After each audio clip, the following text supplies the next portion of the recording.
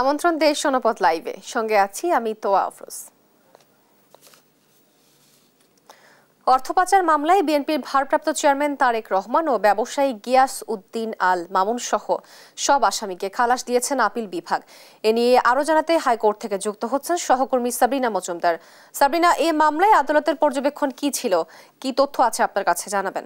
অর্থ পাচার মামলায় 2013 সালের 17 নভেম্বর এই মামলায় তারেক রহমানকে খালাস দেন এবং গিয়াস উদ্দিন আল মামুনের 7 বছরের কারাদণ্ড যেটি সেটি বজায় থাকে এবং এরপরই যখন তারেক রহমানকে খালাস দেয় তখন দুদক তারেক রহমানের যে খালাস দেয় সেই রায়ের বিরুদ্ধে রিট আপিল দায়ের করেন এবং পরবর্তীতে গিয়াস উদ্দিন আল মামুন এই মামলার যে লড়াই সেটি আইনি লড়াই চালিয়ে যান এবং সেটির পরিপ্রেক্ষিতে কিন্তু তাদের যে সাজা এরপরে তারেক রহমানকে আবারও খালাস থেকে ফিরে 7 বছরের কারাদণ্ড দেয় এবং জরিমানাও করা হয় এবং পরবর্তীতে গিয়াস উদ্দিন আল মামুন অর্থাৎ তারেক রহমানের যে বন্ধু তিনি বিশিষ্ট ব্যবসায়ী তিনি যেটি করেন সেটি আইনি লড়াই চালিয়ে যান এবং পরবর্তীতে এই যে 10 ডিসেম্বর গত বছরে সেই 10 ডিসেম্বরে তাদের সাজা স্থগিত করা হয় এবং পরবর্তীতে শুনানিও হয় এবং শুনানির পর আজকে এই রায়ের জন্য বিলম্ব করেন এবং প্রধান বিচারপতি সৈয়দ রেফাত আহমেদের নেতৃত্বাধীন আপিল বিভাগ তাদের খালাস দিয়ে তাদের রায় দেন এবং পরবর্তীতে তারেক রহমান এবং গিয়াস উদ্দিন আল মামুনের আইনজীবীরা যেটি জানান সেটি যে এখানে যে বিষয়টি ছিল যে গিয়াস উদ্দিন আল মামুন এই আইনি লড়াই চালিয়ে গেছেন কিন্তু তারেক রহমান যেহেতু দেশের বাহিরে রয়েছেন সেহেতু তিনি এই মামলার লড়াই করতে পারবেন কিনা। তো এখানে আইনজীবীরা যেটি বলেছেন যে গিয়াস উদ্দিন আল মামুন যে আপিল করেছেন এবং এই আইনি লড়াই আইনি প্রক্রিয়ায় চলেছে সেটির মাধ্যমে আইন অনুসরণ করেও তারেক রহমানের খালাস দেওয়া এই আইন প্রক্রিয়াতে রয়েছে এবং এটি তো বললাম। আর আরেকটি বিষয় জানিয়ে নিতে চাই যেটি দুদকের আইনজীবী যারা দুদকের পক্ষ থেকে তখন আপিল করেছে দুদক আইনজীবী জানিয়েছেন যে আইনি কোনো প্রক্রিয়ায় এই মামলাতে অনুসরণ করা হয়নি, ফলে এটা আসলে খালাস দেয়নি। আজকে প্রধান বিচারপতি তাদের শুনানি আবারও শুনেছেন এবং পরবর্তীতে রায় দিয়েছে তারেক রহমান এই রায়ে গিয়াস উদ্দিন আল মামুন এবং তারেক রহমানের যে আইনজীবী তারাও কিন্তু সন্তুষ্ট প্রকাশ করেছেন এবং তারা বলেছে যে এই মামলাগুলো তারেক রহমান এবং গিয়াস উদ্দিন আল মামুন বা বিএনপি যে যাদের বিরুদ্ধে মামলা করা হয়েছে তাদেরকে রাজনৈতিক প্রতিহিংসার কারণে এই বিগত আওয়ামী লীগ সরকার এই মামলাগুলো দায়ের করেছে। তো এখন এই পর্যন্ত সর্বশেষ খবর হাইকোর্ট থেকে। সাবরিনা, আপনাকে ধন্যবাদ। রাজধানীর হাইকোর্ট প্রাঙ্গণ থেকে যুক্ত ছিলেন আমাদের সহকর্মী সাবরিনা মজুমদার। ব্রাহ্মণবাড়িয়ার বোতলজাত সয়াবিন তেলের সংকট দেখা দিয়েছে, বেড়েছে দাম। এ নিয়ে ক্রেতারা রয়েছে বিপাকে। এ বিষয়ে আলোচনাতে সরাসরি যুক্ত হচ্ছেন সহকর্মী মেহেদি নুরু পরশ। তেলের সংকটের কারণ কি এবং সরবরাহ কম নাকি কৃত্রিম সংকট তৈরি করা হচ্ছে, কি তথ্য রয়েছে জানাবেন? হ্যাঁ, তো আপনাকে জানিয়ে রাখি, রমজান শুরুর আগে থেকে যে ব্রাহ্মণবাড়িয়ার যেসব বাজার রয়েছে বাজারগুলোতে বর্জ্য জাতীয় যে সয়াবিন তেলের তীব্র সংকট রয়েছে। আর এই সংকটের কারণে যে ক্রেতারা রয়েছেন বাজারে আসেন তারা কিন্তু একটা বিপাকে পড়তে হয়েছে। তেলের যে মূল্য রয়েছে, বর্জ্য তেলের সয়াবিন তেলের যে মূল্য রয়েছে এই মূল্য থেকে তাদেরকে বেশি দামে কিন্তু তেল কিনতে হয়েছে। এছাড়াও সকাল থেকে কিন্তু আমি বেশ কয়েকটি বাজার ঘুরেছি, বাজার ঘুরে যেমনটা দেখেছি যে বেশিরভাগ দোকানে কিন্তু সয়াবিন তেলের সংকট রয়েছে। আর যে কয়টি দোকানের তেল রয়েছে তারা কিন্তু যে মূল্য রয়েছে তেলের মূল্যতে কিন্তু একটু বেশি দামে তারা তেল বিক্রি করছেন। তো এই বিষয়ে যে আমরা কয়েকজন যে বাজারে যে ক্রেতা রয়েছেন তাদের সাথে আমরা কথা বলেছি। তারা বলছেন যে মূলত যেসব সয়াবিন তেলের যেসব যে কোম্পানি রয়েছেন ডিস্ট্রিবিউটর তাদের কাছ থেকে তারা কিন্তু তেল পাচ্ছেন না। এই তেল না পাওয়ার কারণে কিন্তু তাদের যে একটা সংকট দেখা দিয়েছে। এছাড়াও যেসব সয়াবিন তেলের যে কোম্পানিগুলো রয়েছে তারা মূলত তাদের বর্জিত তেলের সাথে তাদের যে অন্যান্য যে তেল রয়েছে অন্যান্য যে প্রোডাক্ট রয়েছে এই প্রোডাক্ট গুলো কিনলে কিন্তু তারা তেল দিচ্ছেন, না হলে কিন্তু তারা তেল দিচ্ছেন না। তো আমি বাজারগুলো যেমনটা তেলের দাম সম্পর্কে যেমনটা জানতে পেরেছি যে এখানে যে 5 লিটার যে ভোজ্য তেল রয়েছে এটা মূল্য হচ্ছে 850 টাকা, কিন্তু এখন তা বিক্রি করছেন 900 থেকে 950 থেকে 1000 টাকা কেজি। এছাড়া 2 লিটার যে তেল রয়েছে তার মূল্য হচ্ছে 352 টাকা, কিন্তু তা বিক্রি হচ্ছে 380 থেকে 390 টাকা।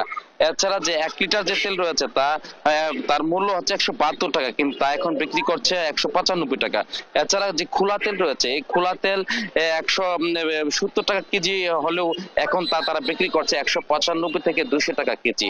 তো মূলত তেল সংকট থাকার কারণ যে রয়েছে তার মূলত ব্যবসায়ীরা বলছেন যে বিভিন্ন যে ডিস্ট্রিবিউটর রয়েছে তারা মূলত বিভিন্ন সংকটের কারণ থেকে কিন্তু তেল দিচ্ছে না, ফলে তারা বাধ্য হয়ে কিন্তু তারা যেসব তেল তাদের কাছে তারা কিন্তু বেশি দামে বিক্রি করছেন।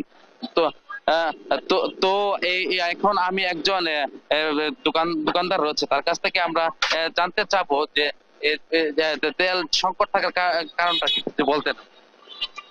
এখন সংকট থাকার কারণ হচ্ছে আপনি মনে করেন খোলা তেলের দাম বেশি, তাহলে তেলের বোতল তেলের তো মূল্য 175 টাকা, তাহলে বোতল তেল তো সবসময় দাম বেশি থাকার কথা, তাই এই কারণে বোতল তেলের মূল্য কম আর খোলা তেলের মূল্য বেশি, এই কারণে খোলা তেল বিক্রি হয় বেশি আর বোতল তেল করতে কোম্পানি খরচ বেশি, হয়তো এই কারণে কোম্পানি তেল দিতে আসে না বোতল তেল আর কি। ধন্যবাদ আপনাকে। তো উনি যে দোকানদারের সাথে যে কথাটা বলছেন যে তাদের তেলের সংকটের কারণটি আমাদেরকে জানিয়েছেন। আর একটা বিষয় যদি জানিয়ে রাখি যে এই বিষয়ে যে ভোক্তা অধিদপ্তরের যে কর্মকর্তা রয়েছেন তার সাথে আমার কথা হয়েছে, তিনি বলছেন যে মূলত তেলের যে কোম্পানিগুলো রয়েছে তারা কিন্তু একটি কৃত্রিম সংকট তৈরি করেছেন, যার ফলে কিন্তু বাজারগুলোতে তেল একেবারে নেই। তো তারা বলছেন এই বিষয়ে তারা কিন্তু বাজার মনিটরিং করছেন। এছাড়া যেসব কৃত্রিম সংকট তৈরি করে তেল মজুত করে রেখেছেন তাদের বিরুদ্ধে কিন্তু তারা অভিযান পরিচালনা করবেন। এছাড়াও ওই তেল যাতে সংকট তৈরি না হয় এর জন্য তারা জেলা প্রশাসন সহ যে বাণিজ্য মন্ত্রণালয়ের সাথে তারা যোগাযোগ করছেন বলে আমাকে জানিয়েছেন। তো তুয়া এই ভোজ্য জাতীয় সয়াবিন তেলের সংকট নিয়ে ছিল আমার কাছে সর্বশেষ। আপনাকে ধন্যবাদ। ব্রাহ্মণবাড়িয়ায় বোতলজাত সয়াবিন তেলের সংকট দেখা দিয়েছে, এ বিষয়ে বিস্তারিত জানাচ্ছিলেন আমাদের সহকর্মী মেহেদি নূর পরশ। রমজানে জয়পুরহাট ও চুয়াডাঙ্গার নিত্য প্রয়োজনীয় বাজার পরিস্থিতি জানাতে সরাসরি যুক্ত হচ্ছেন সহকর্মী রেজাউল করিম রেজা ও খায়রুজ্জামান সেতু। প্রথমে যাচ্ছে জয়পুরহাটে। আর রেজা, নিত্য প্রয়োজনীয় পণ্যের বাজারে কি ধরনের পরিবর্তন দেখা যাচ্ছে এবং সরকারি মনিটরিং বা বাজার নিয়ন্ত্রণের কোনো উদ্যোগ দেখা যাচ্ছে কিনা জানাবেন বিস্তারিত। আমি এখন দাঁড়িয়ে আছি জয়পুরহাটের শহীদ মিনারে, এই শহীদ মিনার চত্বরে আর কি। তো একটা বিষয় জানিয়ে রাখি যে জয়পুরহাটের যে এই রমজান উপলক্ষে যে বাজার পরিস্থিতি, এই রমজান উপলক্ষে বাজার পরিস্থিতিতে কাঁচা সবজির দাম মোটামুটি কমই ছিল, তো হঠাৎ করে 2, 4, 5 টাকা 10 টাকা করে বাড়তে শুরু করেছে এবং যেটা বেগুনের দাম ডবল দাম হয়ে গেছে, অর্থাৎ 20 টাকার বেগুন ছিল বা 25 টাকা এরকম বেগুন ছিল, সেটা কিন্তু 50 থেকে 60 টাকা 70 টাকা মানে এরকম দাম হয়ে গেছে। আর সোয়াবিন তেল কিন্তু মার্কেটে বলা যায় যে সোয়াবিন তেল প্যাকেটজাত সোয়াবিন তেল একদম মার্কেট থেকে নেই, উধাও হয়ে গেছে এবং খোলা তেল 200 টাকা কেজি বিক্রি হচ্ছে। তো সর্বোপরি বলা যায় যে সোয়াবিন তেল একটা সিন্ডিকেটের মধ্যে দিয়ে চলছে, অর্থাৎ যে খোলা তেল অর্থাৎ প্যাকেটজাত তেলগুলো খোলা হিসাবে খুলে যদি বিক্রি করে তাহলে তারা বেশি দামে বিক্রি করতে পারছে। এই জন্যই কিন্তু আমরা অনেকভাবে অভিযোগ পেয়েছি যে তারা প্যাকেটজাত তেলগুলো খুলে বেশি দামে বিক্রি করছে। তো একটা বিষয় জানিয়ে রাখি যে এখানে আপনি দেখছেন যে এখানে টিসিবির পণ্য, জয়পুরহাট পৌর এলাকার টিসিবির পণ্য দেওয়া হবে সকাল 10টার পর থেকে। গতকাল থেকে দেওয়ার উদ্বোধন হয়েছে। তো এখানে আপনি দেখছেন যে অসংখ্য মানুষ এখানে এসেছেন টিসিবির পণ্য। এখানে সয়াবিন তেল 2 লিটার, মসুর ডাল 2 কেজি এবং ছোলা বুট 1 কেজি, চিনি 1 কেজি, এরকম একটি প্যাকেজে তারা দিচ্ছে টিসিবির নির্ধারিত মূল্যে। কিন্তু এখন পর্যন্ত যেটি সকাল থেকেই এখানে লোকজন এসে বসে আছেন, কিন্তু এখন থেকে কিন্তু টিসিবির যে এখানে গাড়ি বা টিসিবির কর্মকর্তারা কিন্তু এখানে আসেনি। তো সর্বোপরি বলা যায় যে এখানকার যারা সাধারণ মানুষ যারা টিসিবির পণ্য নিতে এসেছেন তারা যেটি জানিয়েছেন যে এখানে তারা পরিবারের কাজ কাজকর্ম ছেড়ে এখানে এসে বসে আছেন। কখন যে তাদের এই মানে এই টিসিবির পণ্য পাবেন এরকম একটা হতাশা দুশ্চিন্তার মধ্যে তারা আছেন। আদৌ পাবেন কিনা, কারণ প্রত্যেকটা পয়েন্টে অর্থাৎ জয়পুর পৌর এলাকার 5টি পয়েন্টে আপনার 400 জনকে পরিবারকে দেওয়া হবে টিসিবির পণ্যগুলি। কিন্তু এখানে ধীরে ধীরে এই আপনি দেখছেন যে ধীরে ধীরে লোকজন আরো পরিবারের লোকজনগুলো কিন্তু বেশি আসতে মানে চলে আসছে। তো একটা পর্যায়ে দেখা যাচ্ছে যে 400 জনের বেশি যখন হয়ে যাবে তখন তো তারা দিতে পারবে না। আমাদের জেলা প্রশাসক আফরোজা আক্তার চৌধুরীর সঙ্গে আমি কিছুক্ষণ আগে কথা বলেছি। তিনি যেটি জানিয়েছেন যে রমজান উপলক্ষে বাজার মনিটরিং 5টি উপজেলার নির্বাহী ম্যাজিস্ট্রেটরা মনিটরিং করছেন, স্টাক ফোর্সের যে কমিটি আছে তারা কাজ করছেন। সর্বোপরি বাজার পরিস্থিতি মোটামুটি নিয়ন্ত্রণে রাখার চেষ্টা করছেন, কিন্তু আসলে বাজার পরিস্থিতি কিছুটা উঠানামা করছে। তো টিসিবির পণ্য নিতে আসছেন, তো আপনি কি অবস্থা আপনি একটু জানাবেন। কথা বলছো আর বলেন না কেন, কি অবস্থা বলেন দেখি। টিসিবির পণ্য আপনি এখনো তো কিছু পাইনি, এখনো কোনো আগে পাচ্ছি না, তো কখন দিবে জানি না তো, বুঝলেন? এই জন্য টিসিবি তোলার জন্যই তো আসছি। আচ্ছা, এখন সর্বোপরি বলা যায় যে বাজার মনিটরিং ব্যবস্থা আরো জোরদার করা দরকার এবং পাশাপাশি এই যে সঠিক সময়ে টিসিবি পণ্যগুলো দেওয়ার জন্য এখানকার সাধারণ পরিবারের লোকজনগুলো বলছেন। আমি এখন চুয়াডাঙ্গা সেতুর কাছে চলে যাচ্ছি সেখানকার সর্বশেষ পরিস্থিতি জানার জন্য। সেতু,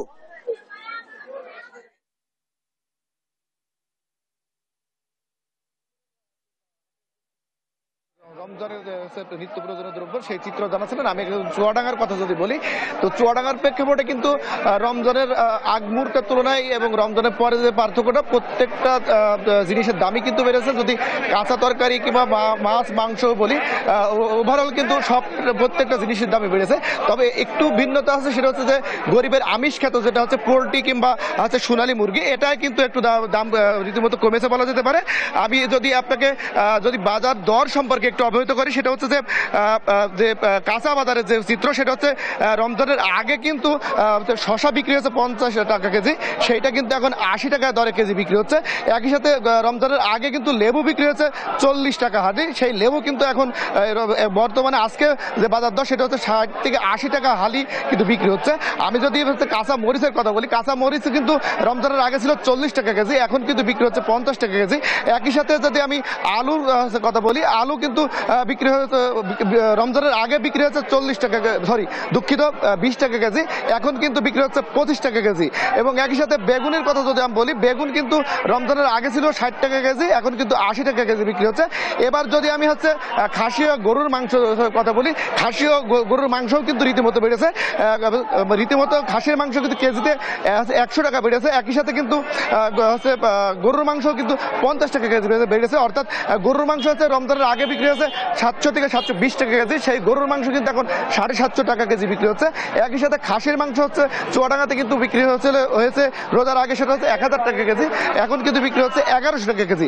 এবার যদি আমি গরিবের হচ্ছে আমিষ খেত হচ্ছে পোলট্রি কিংবা সোনালী মুরগির কথা বলি, সেটা হচ্ছে যে পোলট্রি এবং সোনালী মুরগি দুইটাই কিন্তু রীতিমতো কিন্তু দাম কিন্তু হচ্ছে কমেছে বলা যেতে পারে। পোলট্রি মুরগি হচ্ছে রোজার আগে বিক্রি হচ্ছে 210 টাকা কেজি এবং একই সাথে এখন বিক্রি হচ্ছে কিন্তু 200 টাকা কেজি। একই সাথে যদি আমি সোনালী মুরগির কথা বলি, সোনালী মুরগি রোজার আগে ছিল 320 টাকা কেজি, এখন 280 টাকা কেজি।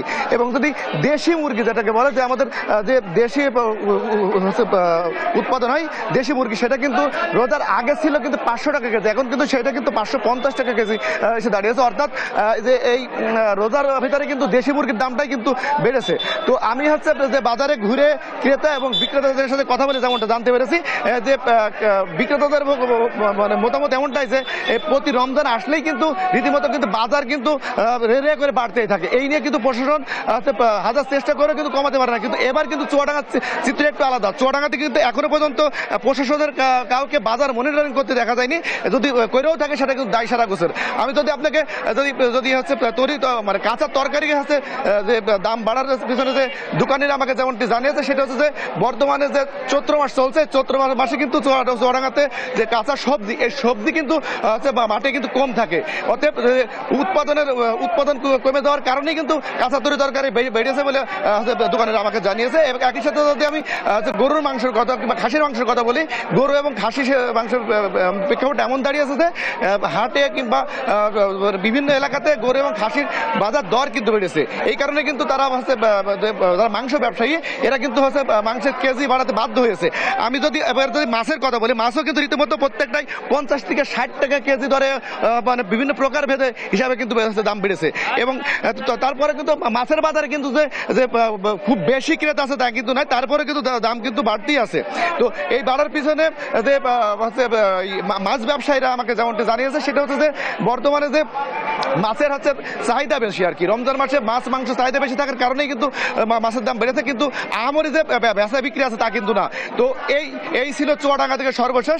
আমরা এখন ফিরে যাচ্ছি স্টুডিওতে, সেখানে আছে তোয়া। আপনাদের দুজনকেই ধন্যবাদ। দর্শক, জয়পুরহাট ও চুয়াডাঙ্গা নিত্য প্রয়োজনীয় বাজার পরিস্থিতি সম্বন্ধে জানাচ্ছিলেন আমাদের সহকর্মীরা।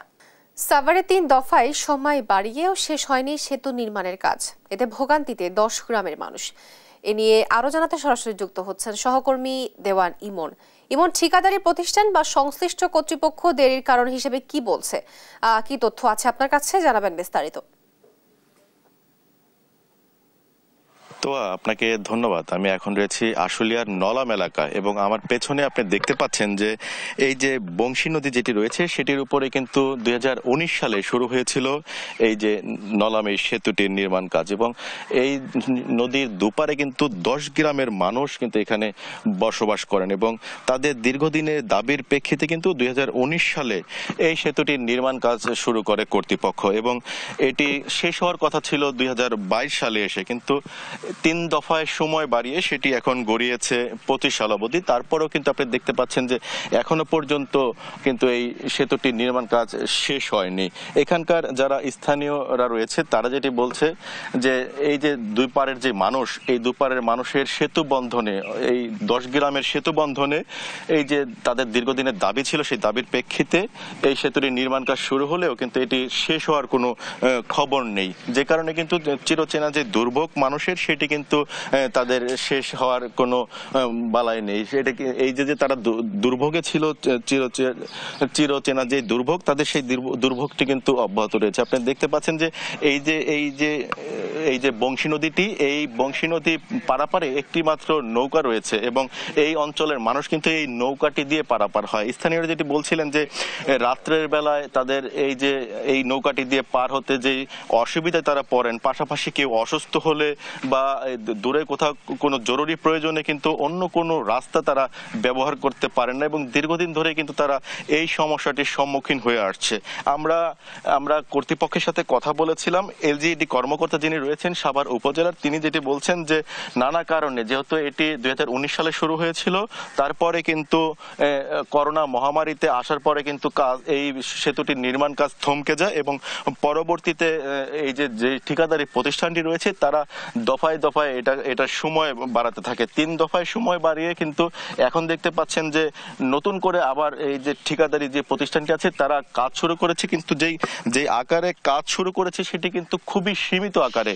এখানে 2-1 জন লোক দিয়ে কিন্তু তারা এই কাজটি করছে, যেটিতে কিন্তু আরো দীর্ঘ সময় লেগে যাবে এই সেতুটি সম্পূর্ণরূপে কাজ সেতু। তাই স্থানীয়রা বলছে যে এই যে ঢিলে ঢালা ভাবে কাজ চলছে এবং দীর্ঘদিন ধরে তারা যেই সেতুটির অপেক্ষায় আছে এই অঞ্চলের 10 গ্রামের মানুষ, সেটি যেন অতি দ্রুত শেষ করে এই সেতুটি যেন তাদের চলাচলের জন্য উপযুক্ত করে দেওয়া হয়। আপনাকে আরেকটু জানিয়ে রাখি যে 19 সালের 21 জুলাই উদ্বোধন হওয়া এই সেতুটির 820 ফুটের দৈর্ঘ্য এবং 24 ফুট প্রস্থ কিন্তু এই সেতুটির নির্মাণ ব্যয় ধরা হয় 21 কোটি 53 লাখ টাকা। এই বিষয়গুলো কিন্তু আমাদেরকে সাভারের যিনি এলজিইডি কর্মকর্তা আছেন তিনি কিন্তু আমাদেরকে নিশ্চিত করেছেন এবং স্থানীয়রা যেটি বলছেন যে এই সেতুটি যদি অতি দ্রুত তাদের জন্য চলাচলের উপযোগী করে দেওয়া হয় তাহলে কিন্তু তারা এই যে 10 গ্রামের মানুষ আছেন, বিশেষ করে এই অঞ্চলটি হচ্ছে কৃষি নির্ভর এলাকা, এখানে যারা কৃষি আবাদ করেন তারা কিন্তু এই কৃষি যে সমস্ত পণ্যগুলো আছে সেগুলো কিন্তু খুব সহজেই পার্শ্ববর্তী যেহেতু সাভার এবং রাজধানীর খুব নিকটে হওয়ার কারণে কিন্তু এই অঞ্চলের যারা কৃষক আছেন তারা কিন্তু তাদের পণ্যগুলো খুব দ্রুতই রাজধানী সহ বিভিন্ন অঞ্চলে পৌঁছে দিতে পারবেন।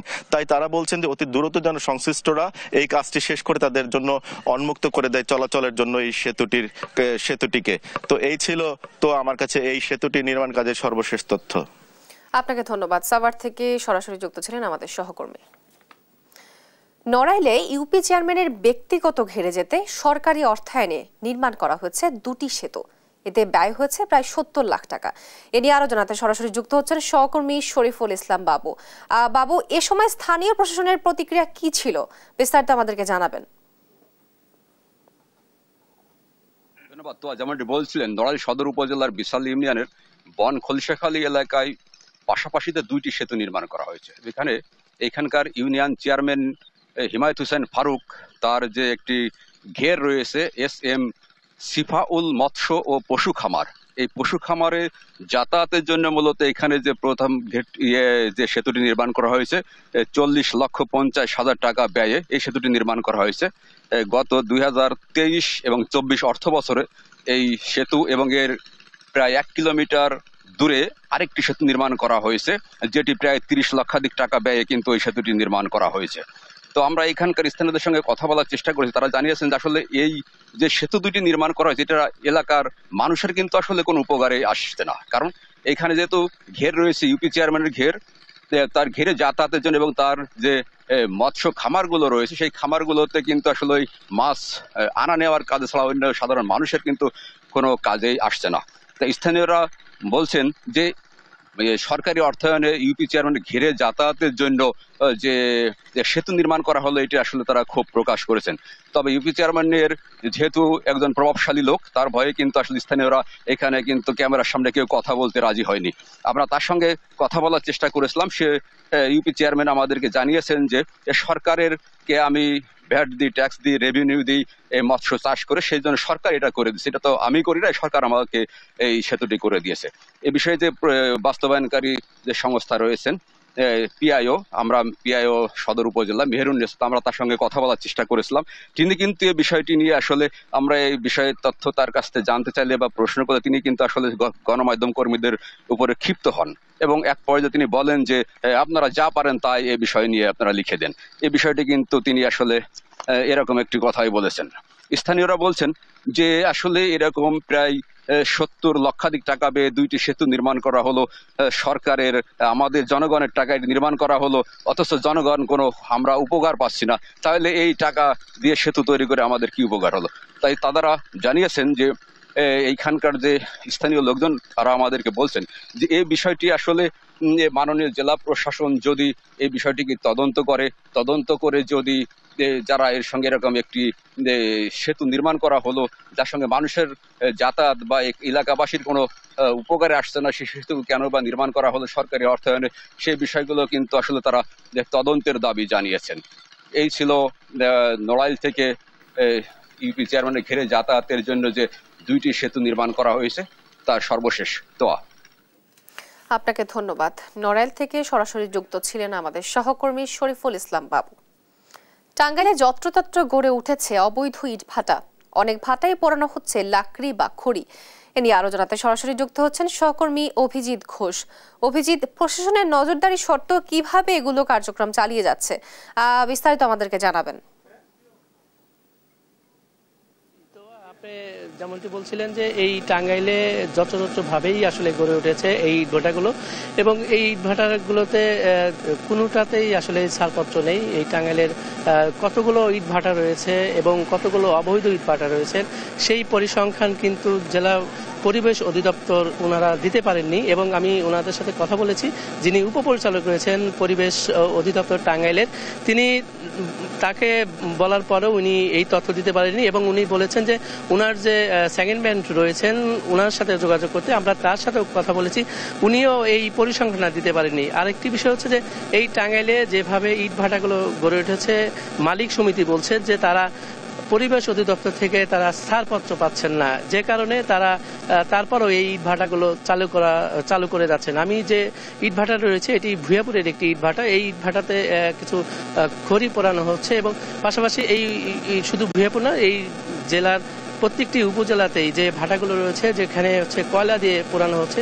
কিন্তু তারপরেও সেই ভাটাগুলোর ছাড়পত্র কিন্তু পাওয়া যায়নি। এবং সম্প্রতি এই জেলার মালিক সমিতি থেকে বারবার পরিবেশ অধিদপ্তরের বিরুদ্ধে তারা মানববন্ধন করেছে এবং তাদের দাবি হচ্ছে যে যেহেতু এই ইটভাটাগুলো অধিকাংশ ইটভাটা জিগজাগ পদ্ধতিতে কয়লা দিয়ে পোড়ানো হচ্ছে, তারপরেও পরিবেশ অধিদপ্তর তাদেরকে ছাড়পত্র দিচ্ছে না। এবং বিভিন্ন কারণে আমরা যে ভাটাগুলো দেখেছি যে অনেক জায়গাতে নিয়ম অমান্য করে, যেখানে বলা হয়েছে যে 1 কিলোমিটারের আশপাশে বাড়িঘর, বিভিন্ন স্থাপনা এবং আবাদি ফসলি জমি, পাশাপাশি কোনো শিক্ষা প্রতিষ্ঠান থাকা যাবে না। তারপরেও অনেক জায়গাতে আবাদি জমি এবং বাড়িঘর রয়েছে, অনেক শিক্ষা প্রতিষ্ঠান রয়েছে, তারপরেও ইটভাটাগুলো তারা চালিয়ে যাচ্ছেন। এবং এই ইটভাটাতে তাদের মালিকদের সাথে আমরা কথা বলেছি, সে মালিকরা জানিয়েছেন যে তাদের যে এই যে ইট পোড়ানোর যে সামগ্রীগুলো তারা অনুমোদন পাচ্ছে না, বিশেষ করে মাটি তারা আনতে পারছে না অনুমোদন না থাকার কারণে। এর পাশাপাশি টাঙ্গাইল সদরে 3টি ইটভাটা রয়েছে, যে 3টি ইটভাটা হচ্ছে 1 কিলোমিটারের মধ্যেই 3টি ইটভাটা, এবং যদিও সেই নিয়ম লঙ্ঘন করেই পরিবেশ অধিদপ্তর সেই 3টি ইটভাটাকে ছাড়পত্র দিয়েছে, যে কারণে অভিযোগ রয়েছে যে এই পরিবেশ অধিদপ্তরের কর্মকর্তাদের যোগ সাজস্যে এই টাঙ্গাইলের বিভিন্ন ইটভাটা গড়ে উঠেছে। এবং অনেক ব্যবসায়ী নাম প্রকাশে অনিচ্ছুক অনেকেই বলেছেন যে পরিবেশ অধিদপ্তরের কর্মকর্তাদেরকে তাদের চাহিদা মতো টাকা না দিতে পারার কারণে অনেক সময় তারা এই ইটভাটাগুলোতে অভিযান চালায়, যে কারণে এই ইটভাটাগুলো তারা জরিমানা দিয়েও তাদের ব্যবসা চালিয়ে যাচ্ছেন। এবং এর ফলে যারা গ্রাহক রয়েছেন, ইট যারা ক্রয় করেন, তারা বলছেন যে এই ভাটার যে অভিযান এবং যে জরিমানা বা যে প্রক্রিয়ায় যে ইটের দাম বেড়ে যাচ্ছে, যে কারণে হচ্ছে এই ইট ভাটার যে দাম সেটি বাড়ানো হচ্ছে শুধুমাত্র বিভিন্নভাবে মালিকরা যে সুযোগ সুবিধা দিয়ে এই ইটগুলো তৈরি করছেন, যে কারণে তাদেরকেও আসলে বাড়তি দামে ইট কিনতে হচ্ছে। এবং এই কয়েকদিন আগেই এই ঘাটাইল এবং মির্জাপুরে মানববন্ধন করেছে এই মালিক সমিতি যারা রয়েছেন ইটভাটার, এবং পাশাপাশি এই ইটভাটার সাথে সংশ্লিষ্ট যারা শ্রমিক রয়েছেন তারাও তাদের কর্মক্ষম ফিরে পাওয়ার জন্য তারা মানববন্ধন করেছেন। তাদের দাবি যে এই ইটভাটাতে যেভাবে প্রশাসন অভিযান চালাচ্ছে তাতে তারা বেকার হয়ে যাবেন, এমনটি আশঙ্কায় এই শ্রমিকরা তারা এই মানববন্ধন করেছেন। তাদের দাবি যে সঠিক প্রক্রিয়াতেই এই ইটভাটাগুলো চালু হোক এবং তারাও যেন এইখানে কর্মক্ষম এবং কাজ করে তারা যেন উপার্জন করতে পারে। এবং তারা বলছেন যে ইটভাটাতে এগুলোতে যেভাবে এই ইট পোড়ানোর কাজে তারা নিয়োজিত থাকেন, তারা যে পারিশ্রমিক পাচ্ছেন তাতে তাদের জীবন চললেও আসলে এই ভাটা যদি বন্ধ হয়ে যায় তারাও কর্মহীন হয়ে পড়বে, এইখানকার যারা শ্রমিক যারা রয়েছেন তাদের এই দাবি। আর পাশাপাশি এই যেভাবে ইট ভাটাগুলো গড়ে উঠেছে, প্রশাসন দায়সারাভাবে অভিযান পরিচালনা করছে, কিছু জরিমানা করে তাদেরকে আবার ছেড়ে দেওয়া হচ্ছে, এবং যে কারণে তারাও আবার পুনরায় ভাবে এই ইট ভাটাগুলো চালিয়ে যাচ্ছে। তো এই টাঙ্গাইলের যে কয়েকটি উপজেলা এদিন মধ্যে হচ্ছে মধুপুর, ঘাটাইল এবং হচ্ছে মির্জাপুরের কিছু বনাঞ্চল রয়েছে, সেই বনাঞ্চলগুলোতেও ইট ভাটা গড়ে উঠেছে অবৈধভাবে। সেই ইট ভাটাগুলোতে প্রশাসন কিছু সময়ের জন্য অভিযান চালালেও সেইখানে আবার নতুন করে আবার তারা এই ইট ভাটার বা ইট পোড়ানোর যে কার্যক্রম সেটি চালিয়ে যাচ্ছে। আর এই জেলা পরিবেশ অধিদপ্তর থেকে এই শুরু করে এই ভ্যাট এবং ট্যাক্সের কর্মকর্তারাও তারা এখান থেকে বাড়তি সুবিধা আদায় করছেন বলে এমনটি জানিয়েছেন এই মালিক সমিতিরা। আসলে সব মিলিয়ে টাঙ্গাইলে যেভাবে ইটভাটাগুলো গড়ে উঠেছে সেটি বলছেন বিশেষজ্ঞরা বলছেন যে এটি একটি নিয়মের মধ্যে এনে তাদেরকে কর্ম পরিচালনার জন্য এবং পাশাপাশি আইন যে রয়েছে সেই আইন সঠিকভাবে প্রয়োগ করে যেন ইটভাটাগুলো চালানো হয়। তো এই ছিল টাঙ্গাইল থেকে ইটভাটার সর্বশেষ তোয়া। আপনাকে ধন্যবাদ। টাঙ্গাইলে যত্রতত্র গড়ে উঠেছে অবৈধ ইটভাটা, এ বিষয়ে বিস্তারিত জানাচ্ছিলেন আমাদের সহকর্মী অভিজিৎ ঘোষ। অবৈধ যানবাহনের সয়লাভ নোয়াখালী, এ নিয়ে আরো জানাতে সরাসরি যুক্ত হচ্ছেন সহকর্মী মাওলা সুজন। সুজন, অবৈধ যানবাহনের কারণে সড়কে কি ধরনের সমস্যা দেখা দিচ্ছে এবং এর পেছনের মূল কারণ কি, জানাবেন বিস্তারিত। তোয়া, আপনাকে শুরুতে জানিয়ে রাখতে চাই আমি এখন দাঁড়িয়ে আছি নোয়াখালী জেলা শহরের ব্যস্ততম একটি স্থানে। তো এই স্থানে কিন্তু আমার আশেপাশে সকল সরকারি আধা সরকারি অফিস আদালত প্রতিষ্ঠান কিন্তু রয়েছে। তো আপনি নিশ্চয়ই রাস্তা আপনি দেখতে পাচ্ছেন যে রাস্তা অবৈধ যানবাহনের সয়লাভ রয়েছে, বিশেষ করে নিবন্ধনবিহীন, রেজিস্ট্রেশনবিহীন, নাম্বারবিহীন সিএনজি গ্যাস চালিত যে অটোরিকশা রয়েছে, যেটিকে আমরা সিএনজি বলে অভিহিত করে থাকি, সেই সিএনজি অটোরিকশার একটি দৌরাত্ম্য আপনি দেখতে পাচ্ছেন। যে বিগত সরকারের সময় কিন্তু এসব অবৈধ সিএনজি কিন্তু শহরে প্রবেশ করে, কিন্তু এগুলো এখন রেজিস্ট্রেশনবিহীন, নাম্বারবিহীন ভাবে চলছে। তো আপনাকে আরেকটি তথ্য জানিয়ে রাখতে চাই, এইসব নাম্বারবিহীন এবং সিএনজি কিন্তু অনেকটা চোরাই পথে আসে বলে একটা অভিযোগ রয়েছে বা জনসূত্রে যেটি জানতে পেরেছি। এছাড়া যে অবৈধ যে অটোরিকশা রয়েছে, যে অবৈধ যে নাম্বারবিহীন কিছু পিকআপের দৌরাত্ম্য রয়েছে নোয়াখালী জেলা শহরে, যেটি কিছুদিন বাবদ দেখা যাচ্ছে এগুলো খুব দ্রুত গতিতে চলার কারণে কিন্তু অহরহ দুর্ঘটনা ঘটছে। তো আসলে যেটি যে বিশেষণ করলে বোঝা যাচ্ছে যে এইসব নাম্বারবিহীন যে অটোরিকশা এবং নাম্বারবিহীন যে পিকআপ অথবা নাম্বারবিহীন যে দূরপাল্লার গাড়ি রয়েছে, সেগুলো কিন্তু যে কিছু নেতার ছত্রছায়া বিগত সরকারের সময়ে চলা, কিন্তু এগুলো দূরত্ব শহরে দিন দিন বৃদ্ধি পাচ্ছে। আমি এখন এই বিষয়ে কথা বলবো এবং একজন সচেতন নাগরিকের কাছে, তার কাছে জানতে চাইবো যে অবৈধ যানবাহনের কারণে অবৈধ যানবাহন নোয়াখালী জেলার সয়লাভ, তো প্রশাসনের প্রতি আপনার কোনো আহ্বান রয়েছে কিনা? অবশ্যই, আপনাকে ধন্যবাদ। বিশেষ করে আমাদের আসলে আপনার নোয়াখালীতে কিন্তু এখন ইতিমধ্যে অ্যাক্সিডেন্টের মাত্রা আরো আগের চেয়ে বেড়ে গেছে।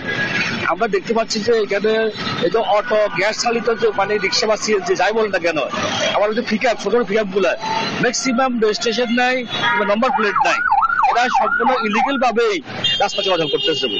এখন এগুলোর জন্য তো এখন দেখার কেউ নাই। অতীতে এগুলো ছিল, সে দ্বারা এখনো অব্যাহত আছে, কিন্তু প্রশাসনিক যেই কাঠামো দিয়ে এগুলোকে নিয়ন্ত্রণ করবে, এগুলো ব্যবস্থা করবে আইনের নিয়মে কাঠামোর মধ্যে দিয়ে, সেরকম কোনো আমরা কিন্তু দৃশ্য কোনো কিছু দেখছি না।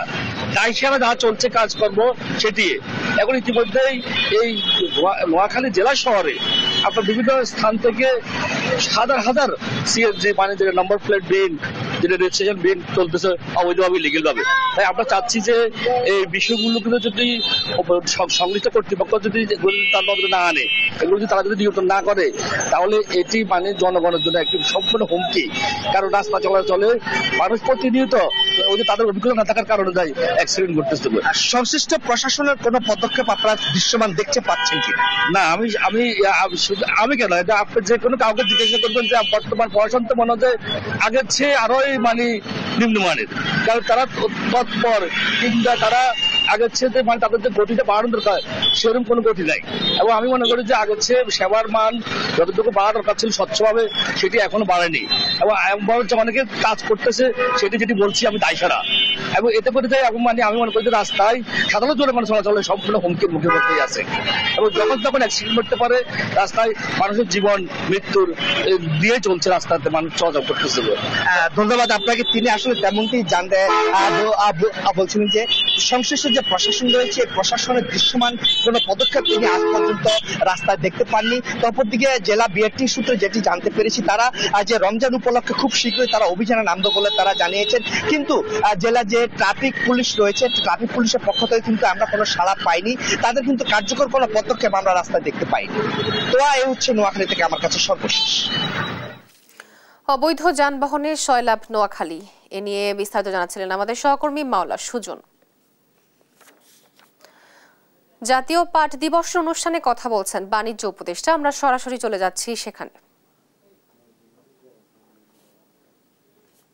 ক্ষেত্রে মন্ত্রণালয় কাজ করে যাচ্ছে, বিশেষত জেপিডিসির মাধ্যমে আমরা যে প্রায় 1000 জনের অধিক যে উদ্যোক্তা তৈরি হয়েছে, এই উদ্যোক্তাদেরকে সহায়তা দেওয়ার জন্য আমরা কাজ করছি এবং আমাদের ডিজি মহোদয় আমরা এখানে একটা বিক্রয় কেন্দ্র করেছি এবং এখানে পণ্যের সমাহার যথেষ্টভাবে করার চেষ্টা করা হয়েছে এবং আমি ওনাকে অনুরোধ করেছি যে আমাদের উদ্যোক্তাদের মানে প্রেডিক্টেবিলিটি যেটাকে বলে ইংরেজিতে সেটাকে নিশ্চিত করার জন্য আমরা 3 মাস যাবৎ একটা মূল্য স্থির করব, যেটা ওই স্থিরকৃত মূল্যে আমরা এটা বিক্রি করব এবং এই ক্ষেত্রে আমরা যারা বিভিন্ন পাট শিল্প পণ্য তৈরি করেন, স্পেশালি ফ্যাব্রিক এবং আদার ভ্যালু অ্যাডেড ইয়ার্ন যারা তৈরি করেন, তাদের কাছ থেকে আমরা সহায়তা চেয়েছি।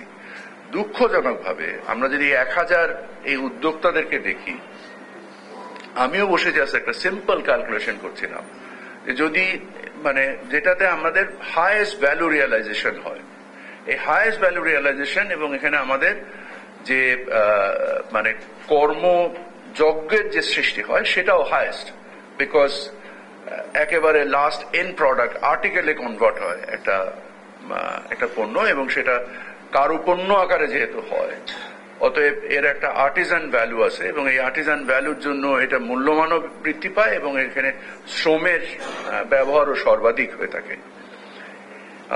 এরপরেও আমি জাস্ট হিসেব করছিলাম যে যদি 100 টন করে গড়ে পাট ব্যবহার করে একজন উদ্যোক্তা, খুব বেশি না, 100 টন পাট একজন উদ্যোক্তার জন্য খুব বেশি না, তাহলেও তো 1 লাখ টনের উপরে শুধু পাট পণ্য ব্যবহার করতে পারে আমাদের এই জেপিডিসির উদ্যোক্তারা, কিন্তু আমার ধারণা এর 10%ও হয় না, যেটা খুবই দুঃখজনক। আমরা বিভিন্ন রকমের পদক্ষেপ নিচ্ছি, সেগুলোকে আমরা মানে নির্ণয়মূলক সিদ্ধান্ত নেওয়ার জন্য আমরা পর্যাপ্ত কাজ করছি না। আমি যেটাকে সবসময় বলি যে backward reasoning and forward thinking.